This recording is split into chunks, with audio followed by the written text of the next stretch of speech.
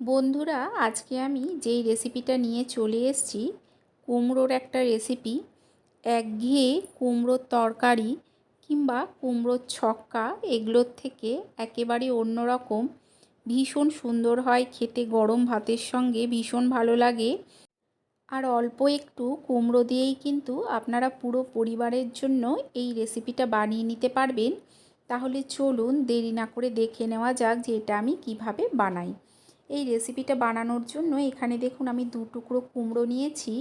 আপনারা যতটুকু বানাবেন সেই অনুযায়ী কুমড়োটা নেবেন। আপনারা চাইলে 1 টুকরো কুমড়ো দিয়েও কিন্তু এটা বানিয়ে নিতে পারেন। কুমড়োর খোসাটাকে ছাড়িয়ে আমি ভালো করে ধুয়ে পরিষ্কার করে নিয়েছি। এখানে আমি একটা গ্রেটার নিয়েছি। এই গ্রেটারটার যেই দিকটা মিডিয়াম দিক সেই দিকটা দিয়ে এই কুমড়োটাকে ঘষে নিতে হবে। একদম বড় দিকটা দিয়েও ঘষবো না, আবার একদম যে ছোট দিকটা সেটা দিয়েও ঘষবো না।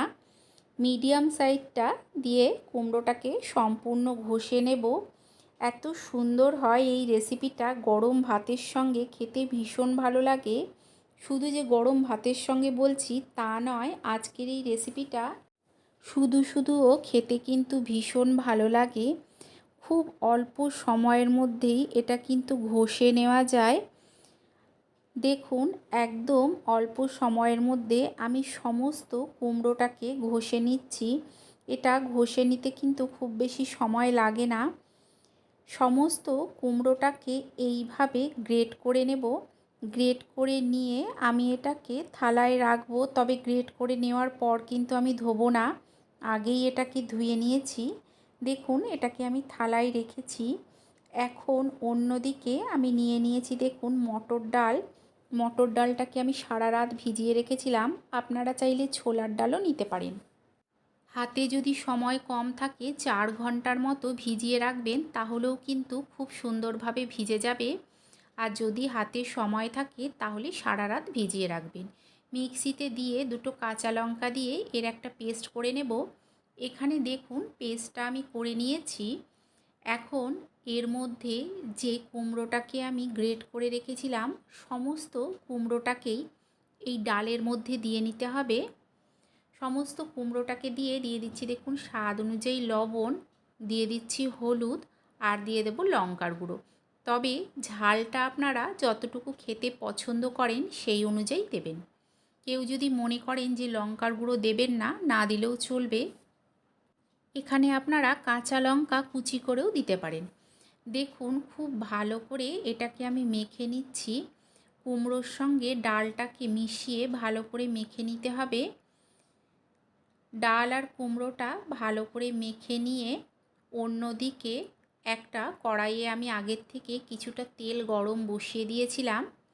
তেলটা গরম হয়ে গেলে অল্প অল্প করে নিয়ে বড়ার আকারে এটাকে দিয়ে দিতে হবে। আর গ্যাসের ফ্লেমটা লো টু মিডিয়ামে রেখে এটাকে হতে দেবেন। আপনাদের যদি এই রেসিপিটা ভালো লেগে থাকে তাহলে লাইক করে দেবেন, শেয়ার করে দেবেন, আর কমেন্ট করে জানাবেন যে কেমন লাগলো। চ্যানেলটাকে অবশ্যই সাবস্ক্রাইব করে দিয়ে পাশে থাকা বেল আইকনটা প্রেস করে দেবেন। এতে কি হবে, আমি যখন কোনো নতুন ভিডিও আপলোড করব, নোটিফিকেশন সবার আগে আপনার কাছে পৌঁছে যাবে। গ্যাসের ফ্লেমটাকে লোতে করে এগুলোকে ভাজতে হবে। একটু লাল করে ভাজার চেষ্টা করবেন।